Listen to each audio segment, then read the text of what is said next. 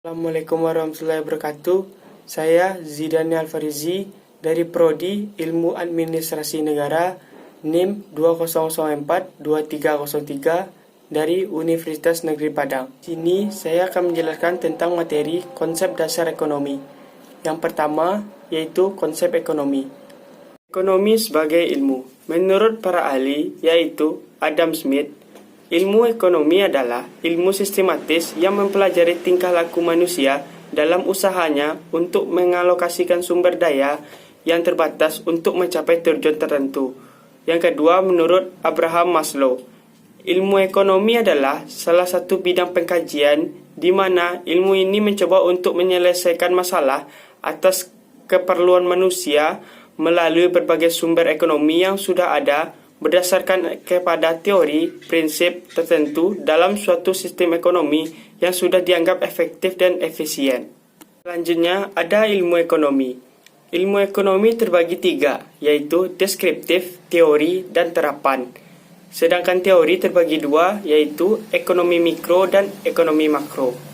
Selanjutnya, ekonomi deskriptif atau deskriptif ekonomik menggambarkan keadaan perekonomian yang sebenarnya terjadi di masyarakat, contohnya jumlah angkatan kerja, struktur serikat buruh, dan asal-usul serta sejarah lembaga ekonomi.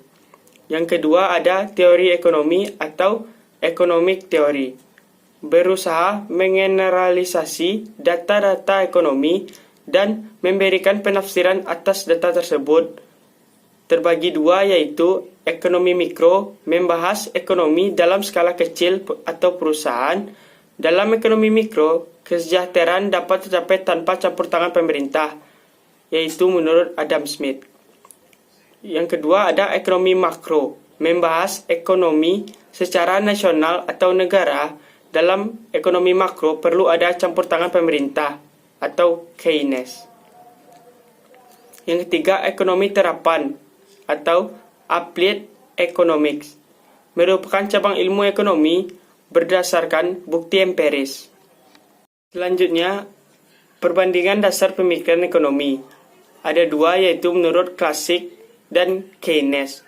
Satu, menurut klasik, tidak perlunya ada campur tangan pemerintah dalam kegiatan ekonomi. Yang kedua, campur tangan pemerintah hanya dibatasi pada kegiatan pertahanan, keamanan, hukum dan peradilan, serta penyediaan prasarana umum dan tidak dapat disediakan oleh swasta.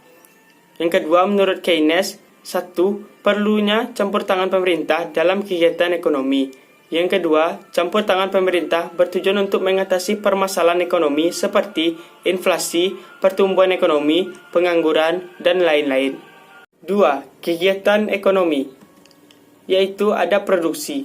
Produksi adalah kegiatan menambah kegunaan suatu benda atau menciptakan barang baru sehingga lebih bermanfaat untuk memenuhi kebutuhan hidup. Kegiatan menambah manfaat barang produksi dibedakan menjadi dua, yaitu barang atau barang modal dan barang konsumsi. Yang kedua jasa, jasa langsung dan jasa tidak langsung. Barang konsumsi. Barang konsumsi adalah barang yang siap dipakai konsumen seperti makanan ringan, baju, dan minuman. Yang kedua ada barang modal. Barang modal adalah barang yang digunakan untuk menghasilkan barang berikutnya seperti kayu, kain, dan lain-lain. Selanjutnya ada distribusi. Distribusi adalah penyaluran atau penyampaian barang dan jasa dari produsen ke konsumen. Proses penyaluran distribusi dapat menjadi dua kelompok, yaitu distribusi langsung adalah proses penyaluran barang dan jasa langsung dari produsen ke konsumen. Sedangkan distribusi tidak langsung adalah proses penyaluran barang dan jasa dari produsen ke konsumen dengan perantara. Selanjutnya ada konsumsi. Konsumsi adalah suatu kegiatan yang bertujuan mengurangi dan menghabiskan daya guna suatu benda, baik berupa barang maupun jasa, untuk memenuhi kebutuhan dan kepuasan secara langsung.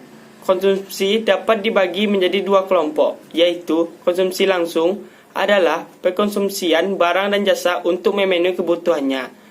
Yang kedua, konsumsi tidak langsung adalah pemakaian barang dan jasa yang tidak secara langsung memenuhi kebutuhan pengguna. Baiklah, hanya itu yang dapat saya sampaikan. Sekian, terima kasih. Assalamualaikum warahmatullahi wabarakatuh.